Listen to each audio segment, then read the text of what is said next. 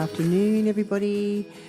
Welcome to Women on Top. My name's Andrea Turner-Boys. It's a pleasure to have you with us on this wonderful, what is it, Monday afternoon? Very cold afternoon. We're a bit brisk today. We've got our winter wool. I've got a jumper right on up to my neck. Welcome to Women on Top. My name's Andrea Turner-Boys, and Women with Altitude presents Women on Top. This is our weekly kind of chat. We meet fantastic local women, and my guest today with me, and I'm so looking forward to chatting to you, is the gorgeous Lorna Hollinger. Hello, Lorna. Hey, Andrea. Thank you for having me again. Oh, it's a pleasure to see you. And I wanted to just, I'm looking forward to this because Lorna is very passionate about empowering people with her insight and knowledge that change is possible. Lorna runs and was the founder of the Australian Tapping Institute, and she was the recipient of our award this year, which was the award Climb Every Mountain. Thank you. I went blank in the Altitude Awards. So welcome to the show. Thank Lorna. you. It's lovely to have you. We'll have to make sure we get our photo later. But look, Yes. let's start from the beginning. What is the Australian Tapping Institute? What is it all about, and how did you get into it? How do I get into? Okay, so Australian Tapping Institute, to start with, is, for people who don't know, tapping is a derivative of EFT, emotional freedom techniques. It is an energy therapy. It's a mix of modern psychology, add together systems, some acupuncture, acupressure. Wow, okay. Yeah, so it works on the meridians of your body. So we're all a big bag of energy, and we're all a big bag of energy systems. Our energy systems get blocked and they get trapped, and we get emotional garbage stuck in our energy systems. Wow. Actually, that's the best explanation I've ever heard for this kind of thing. That's so cool. Okay. So by tapping on the meridian points, what happens? Okay, so in the back of your brain is a little almondy thing, your amygdala. Your amygdala is that fight or flight. That's that bzzz in your energy system. Yes. Whether it's a little bzzz, a big bzzz, you've remembered something, you've thought of something, you've almost had an accident, someone's bipped a horn, all of those things that trigger that in your response, in your body. Yeah, right. That releases chemicals, cortisols, adrenals, all into your body. So all those chemicals just sit there and just flood your system. What we want to do with tapping is we want to rewire the brain and those actual reactions. So if you're not someone who's sitting in fight or flight on a constant basis, we're stressed, we're anxious, we've got lots of stuff going on, we're busy, all those chemicals are in your body and they're not meant to be there. They're not good for us. Do you think that there is more, cortisol, our levels of cortisol are higher Absolutely. than what they have been before? I've been reading and seeing some, articles and people talking about that because of the level of stress that we're living with. It's becoming, in inverted commas, normal. It is. But it's actually not, is it? No, it's absolutely not normal. And it is. It's that re-established benchmark of what is normal. Normal is busy, rushing, not spending time focusing on things, not enjoying your everyday because we're rushing through our busy day is our new set mark of normal. So is this why people who stop or slow down tend to get sick? I think so. Right. Yeah, okay. I totally think so. To me, the body will get you to make you stop.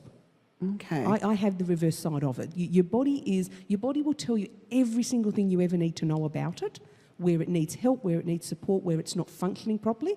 If you stop and sit and listen and spend time with your body, it's going to tell you exactly what's happening. So if you're going to ignore it long enough, you're going to get a chronic pain. You're going to get a chronic illness. You're going to get something that knocks you around to go, stop, take some time, heal me. Yeah, okay. So maybe when people do stop and then get sick, which is I often see what's happened, what is your theory around that? Because they actually have stopped and then they get sick. Is that because they've finally slowed down, or that what they're masking or blocking from the stress is kind of coming through now to heal? Yeah, totally. Because the body will present it wherever it gets your attention. Right. So for some people it may be an ache or a pain. For other people it could be just an illness that knocks you around to go, that you just can't function, or you're just not quite right, or, I need to sit. I think your key words were then getting you to listen, because if you do stop to take a break, then the body goes, okay, now listen to me. Yeah. You need to pay attention to this and fix this up. Totally. Yeah, So okay. for tapping, for me, and for anyone who comes to see me, is a daily practice. It's not a one-time fix. So let's talk through what the tapping is, because there's certain particular points where you tap? You don't tap all over the body, do you? Not necessarily. So take us through what tapping is. Every meridian in your body, all the little energy circuits have a beginning and an end.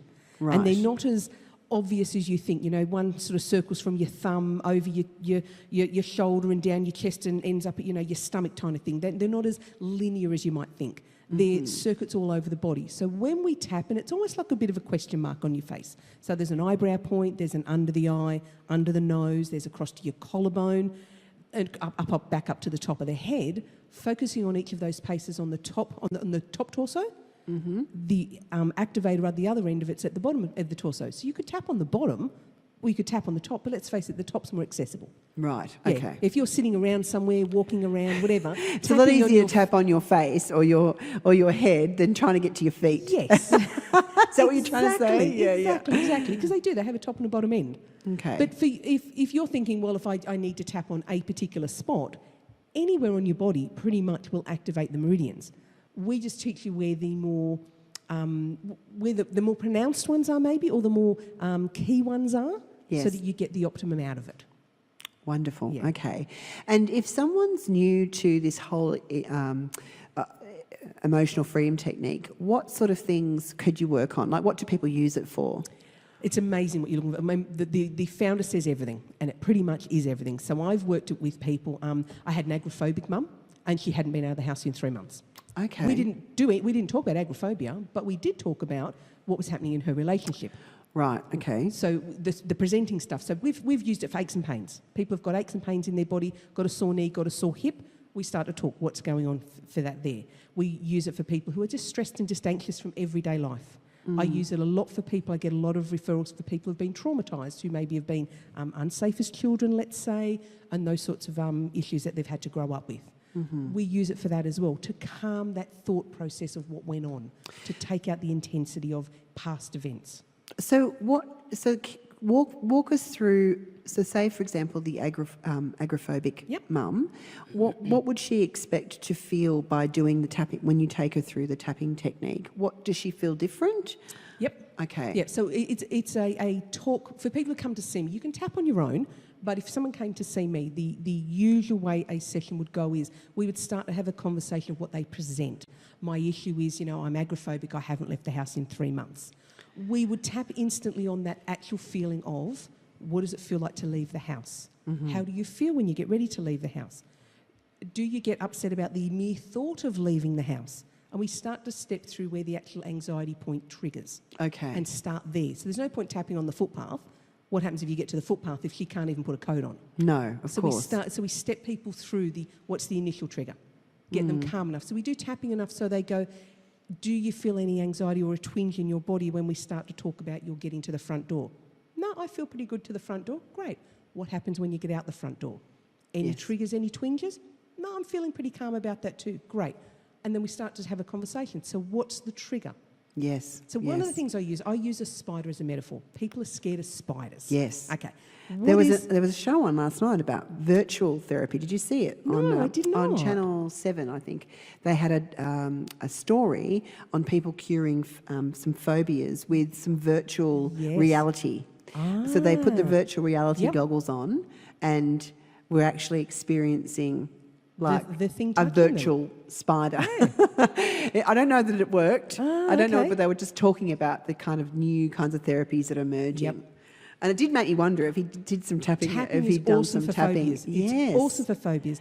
But the great way about it is we use it as a kind of a metaphor kind of thing of what is it about the spider? Yes. Is it the spider's big, fat, furry, got 8 legs, moves, runs towards you, runs away from you? Has it got eyes? What part is it that actually upsets you?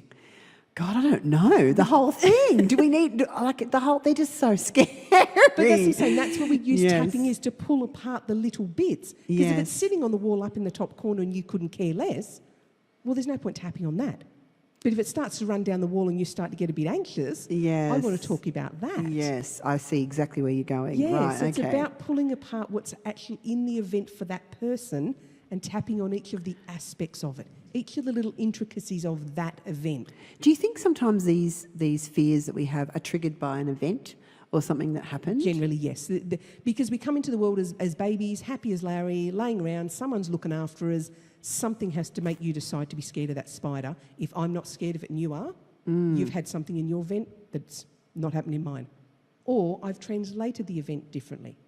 The spider fell on you.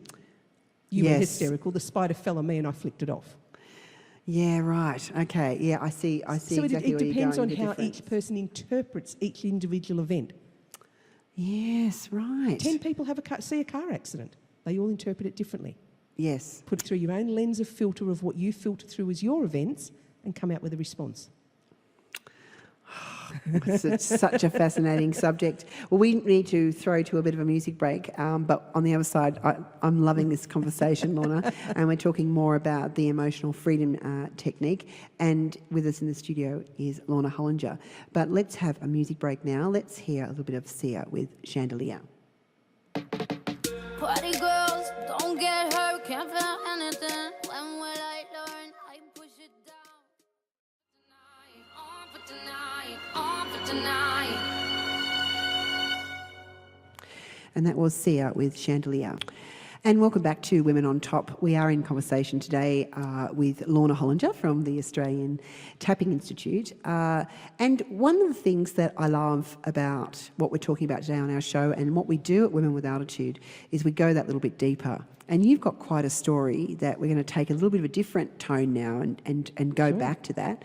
So share with us how you came into this emotional freedom fabulous technique and how you started business. You had some pretty dark times there. I did have some pretty dark times.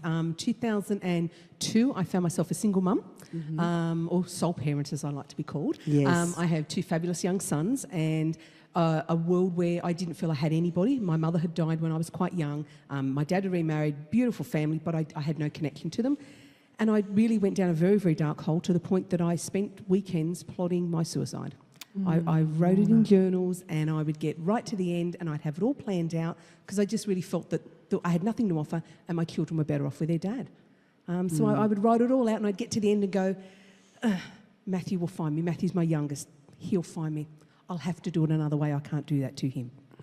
Wow. And it was pretty. I've kept all these journals because I thought, you know what, I need to be able to remind myself of this story and how do I help other people. So fast forward a couple of months, I had some very special girlfriends who did turn up that I didn't realise I had, picked me up off the floor, took me to a doctor, got me medication, got me support and help, and I started to rebuild.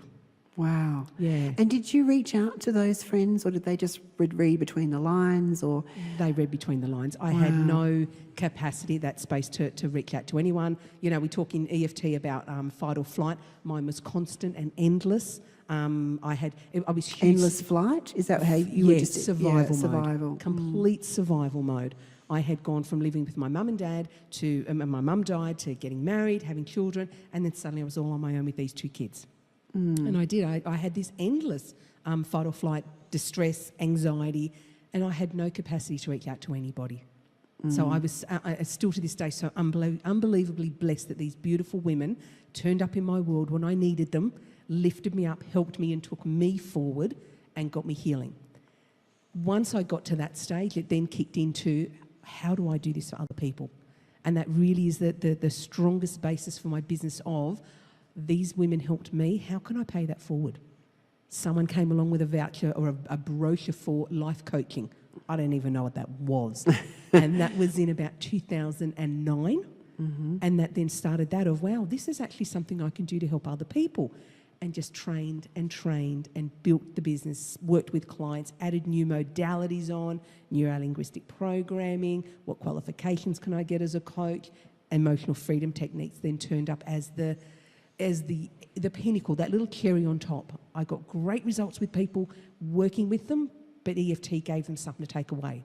Yes, that they could do on their own at home. So for me, it has really been that journey of build, rebuild, recognise where I had maybe some behaviours that didn't work for me, some behaviours that didn't work for other people. Well, I was going to ask that. Was there when you started to recover, was there a particular turning point that sticks out for you or a particular learning that the light went on for you, that you are so important to be here on the planet?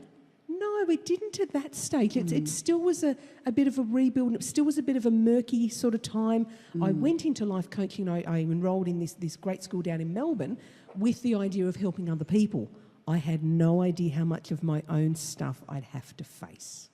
And that was probably that would have been turning really point. confronting. It was massively confronting until you deal with some of your own behaviours, your own patterns, and start to recognise you have no right to go and help other people. I needed to focus on my own stuff, and it was really tough. That was the turning point. Right. Yeah, Okay. that really was because the look I'm inward. going to help other people. Yeah. And realising that to do that, you're going to really have to work through your own stuff and help yourself first. Because I was a beautiful victim back then. I had a badge of honour and all that even told you how badly my croaking. That's okay. How badly my ex-husband had treated me. I had a badge. I mean, many women who have been through divorce will have the badge that says, "Look what he did to me." Yes, And I we had have a met massive many one. of them. Yeah. And women with attitude, and not just what he did to me, but just the badge of honour of where when you wear a badge. We all do it. I've worn a badge for certain experiences. Mine was such a victim badge, though. Yeah, right. The victim badge Okay. was paraded out to show people, and that's what I mean by the badge. It wasn't a badge of honour in those days. It was a No. badge of victimhood. Yes. And I knew that needed to go. Right. Yeah, it wasn't serving me. It wasn't serving my children. Certainly wasn't the energy I wanted in the world. No. To be so bitter and twisted about two people who just needed to go their own separate ways. Yes. Yes. That's really what it was. So now, fast forward to 2017. Yeah. You've obviously come a long way in founding Institute. What do you think are, you're seeing a lot of people now. What do you think are the common things that you can see perpetuating when women with what they think or what they're coming to see you for? Is there particular things? I know there's certain things I see out there in the world. I'm curious to know what your thoughts around that are. I get a lot of women who get to the crossroads. My children are growing up. I gave up my career perhaps to have my children, so I've got a job versus a career that fulfills. Children are now growing. Who am I? Who am I? Where do I fit? Where do I fit in my relationship with my partner, my parents? All of those sorts of things are now starting to be questioned because they're just really at that crossroads of what's next. I've done these years of motherhood, or I've done these years of raising others or looking after others, but where am I in all that? And I think most women get to a point of wondering. They've got lost in all of it. They've become somebody's mum, partner, P&C person, girl at the school who could do it, woman at the work who could, and they just become somebody else's something. Yes. They don't become them. I totally agree. Yeah. Or there's a passion or something that really lights them up that they lived for when they were growing up or when they're in their teens that they've kind of hid away because they needed to be all those other things as you describe. And they're so busy forgetting about, they're so busy doing everything for everybody else, they're forgetting me time. They are so forgetting to put that oxygen mask on first. They're just so giving, there's nothing left for them. And I think a lot of guilt comes in, and a lot of selfishness is the language that you hear around. If I do things for me, I'm selfish. Yep. If I do it and not Well, think that's a about it, media guilt. label too, isn't it? Yeah. It's what the world reflects back to us. We make choices that are right for us, or that is something that's really, really quiet. It's it's selfish. Yeah. And that has such a negative connotation to it. So it does. Yeah. Yeah, and we get this whole supermum thing, and if we don't live up to what we perceive everybody else is doing, we're a bad parent. I mean, and guys have it as well. It's not just women. Guys have it too. And Yes, they do. You look at social media and there's this snapshot of life, how perfect it is, and you're sitting there going, well, I can't get it together, and my kids haven't been fed anything decent this week, and we've been living on 2-minute noodles and running everywhere. Yeah. And, you I think social media comes up so often in our discussions and has done on our previous podcasts.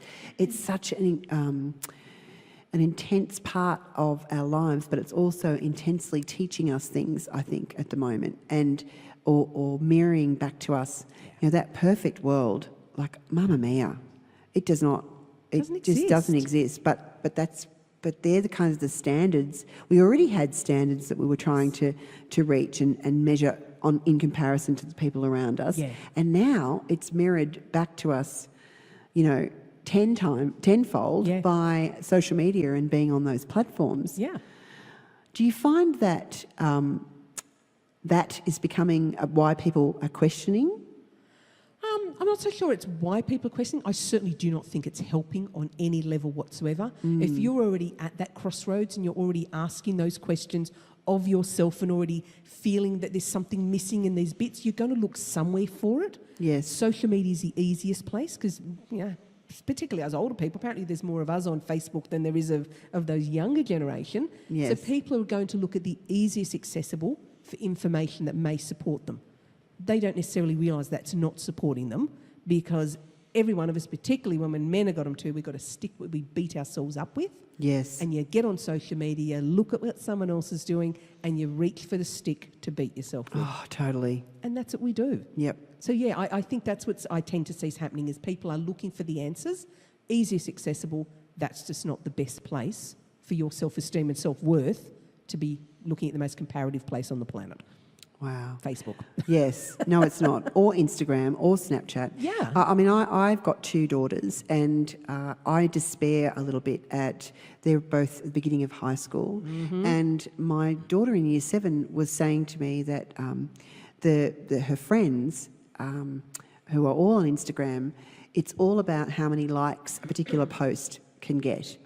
And that's how they are getting their self-esteem almost. Yes. And so it's like, oh my God, my post got 51 likes and they're like really, really excited. Yes. And I'm trying to educate my daughter, well, that doesn't actually mean anything. Yeah. It's completely meaningless. It's the meaning they're giving to it. Correct. But it doesn't really, it's not a measure of, or the fact that that's what they're using as a yardstick to measure self-esteem, self-confidence, I find really alarming and sad. Yeah. And I don't think it stops when they stop becoming teenagers either. I think as younger women and even through older women and men, we're using those as the yardstick. For me, I mean, I'm single, so I've, done the dating apps and things. I couldn't even cope on those, that level of judgment of somebody looks at your photo, swipes left or right and decides whether you're decent. You're talking about Tinder. And oh there's, my there's God. a bunch of others as well. I think Yes. it was Plenty of Fish I was on. And it was like, somebody's judging me on a photograph of whether I'm a decent person. Of whether I want to actually get to know this person or not, just by a quick look at the photo. Total judgment based. And I thought, this isn't for me. I agree. I think it would be the most hideous way of trying to find a partner. Of being judged. To me, it was just, these people are judging me. There's enough people in my real world that possibly like to do that without adding more. But yet I also know someone who's found her partner through that way, the very first person she ever swiped, and he swiped too. And then there's incredibly happy, and there's a part of me that goes, energetically, did they find each other? Like, is that one of the things that happened? Like, I don't know. Jury is out for me. Fortunately for me, I'm not single. I'm still married. So, but I feel for people if this is the way of how we're dating in the future. And that's the only way they're using. So shallow. Doesn't really sit nicely. It just kind of all played into my whole Facebook is just so a snapshot in time. People are using it to judge themselves. Here we've got other platforms of come judge me somewhere else. Oh, no. I know, no, it doesn't sound great. Versus self-esteem's an inside job. Happiness is an inside job. Yeah. The minute you try to outsource them on any level, the other person is going to disappoint you. Because they cannot make you happy. Oh, I love that, Lorna. Happiness is an inside job. So Absolutely. Is. And if I take myself back to the beginning of my coaching, that was the first thing I started to learn. Anything to do with this, any growth is an inside job. My partner cannot provide it, neither can my children or my parents. It's not their job. It's my job to turn up into a new relationship already happy. Because it's my job to make me happy, his job to make him happy, let's come together. Yeah. But we don't. We tend to outsource it. And that's where, to me, that source of unhappiness is. And that's when I work with people one-on-one is getting them to recognise, where are you happy? What ticks your boxes? What starts to ignite you and excite you that we can work on for you that's not about your family? Because it's not their job. Wonderful, wonderful starting point. Wonderful advice, Lorna. Oh, I can imagine that you've helped lots and lots of women. If anyone finds themselves a little bit stuck or that they're starting to doubt themselves or go down that what I call that spiral of that leads to sadness and depression and feeling piling on that we do. Yeah. What is your suggestion that the first step that they should do? Well, other than ring me, of course, get in touch with the Australian Having Institute. Yes. Look, on your body, just sort of underneath your collarbone, you've got what you call a squidgy bit. It's a bit of a soft bit. in Okay. there. In So sort of, just in that. yeah, Yeah, you know, If you press on it, it almost tickles. yeah, Like, yeah. Okay, I that know sort what of you bit. mean. So in there, I have every client who, even anyone I talk to, just tap there. I am safe. Yes. Everything we've got going on in our heads, every triggers and things, is some level of a lack of safety. It just triggers us something where I didn't feel safe in the past, so it triggers an old memory, whatever. Yes. So if you just tap there, I am safe or I am okay, just go to the bathroom, do it in the car, do it wherever, a couple of minutes will calm the response in your brain, and that's what we want. We want those calm responses. We want that fight or flight to stop triggering, because what those chemicals do, they actually start to shut down the body. Yes. So they shut down the brain, they shut down creative thinking, they affect your digestion, and they fed a whole lot of non-urgent usable functions, because your fight or flight's meant to make you move. And I'll share with you, I think I'm sure it was that you told me this. So back in March, my daughter is very frightened of flying. Yeah, you were going on your We were holiday, going yeah. on a short break to New Zealand. And so what we did was we got her some noise-cancelling headphones. And I'm a bit of a nervous flyer too. And so I said to her, and she thought that I was biggest oddball, but she was so distressed that she just did it. Yeah. And I just said, just keep tapping, and in your head, I am safe, I am safe. Yeah. And she just did that over and over. Like, we just did it non-stop basically until we were up in the air. And it worked because, you know, she was fine after a little while, and then she actually even enjoyed the flight, just the whole taking off, I think, and things like that, so that I am safe. And it really, really did work. It does, yeah. Yeah, so I was thank you for that. You're welcome. I hadn't had a chance to tell you that. Dr. Doctor had it on there too, that TV show. Okay. The lead act from Dr. Doctor was tapping one night on flying. And it was Wow. fascinating because my friends all text me going, oh my God, look, tapping's on TV. Yes. And it was Dr. Doctor. But yeah, that's a Awesome. perfect example of how tapping works. Don't need to talk about why she's scared, just tap. Yes. Tap on your body, your brain knows what it's working on. Yeah, right. Your unconscious brain's running the show. Wonderful. It's so lovely to chat to you today, Lorna. If people want to find out more information about you or where to find you, how can they find you? So it's www.australiantappinginstitute.com.au. Yes. Facebook's the same, Instagram's the same. But if you connect on the website, send me an email, you'll find all the details there. People even just have questions. And you also do a live I Facebook do. every week? Every Saturday, 10 Every a.m. Saturday, And yes. it's all things relationship. So Okay. sometimes it focuses on breakups and splits and with a significant other. Sometimes it's about dating. Sometimes it's just about, I've had a fight with my mum or my dad or my best friend. So it's all about the core of relationships. Oh, it's wonderful. So we'll put that link onto the podcast to Lorna's Facebook Thank you. page as well, and make sure that that's all on there for anyone who would like to get in touch with Lorna and the Australian Tapping Institute. We've got a new one coming up too. We're starting on self-love project. Really? The self-love project. From all the people I work with, self-love is just so lacking. We are going to start to do something that's purely focused on you, that happiness being an inside job. Wow. And I'm Well, you thinking will that's love probably going to my- be Tuesday nights. My podcast, not my podcast, my blog that I'm doing next week. I'll talk to you off air about Excellent. that. But thank you so much for joining us today. So that's Women on Top today. It's been a pleasure to have Lorna chatting in the studio with us, and obviously on our podcast. And we will see everybody next week. I can't wait to hear what you've got coming up with this new relationship thing. Keep us posted, Will Lorna. do. Thank you so much for having me. It's just It's a been, I pleasure. love driving up here to see you. It's just such a Well, we beautiful loved drive having and you here. Yeah, everybody. Yeah, it was good to talk to you, Soon. Lorna. See you soon. Bye, everybody. You have been listening to Women on Top, a broadcast brought to you by Women with Altitude.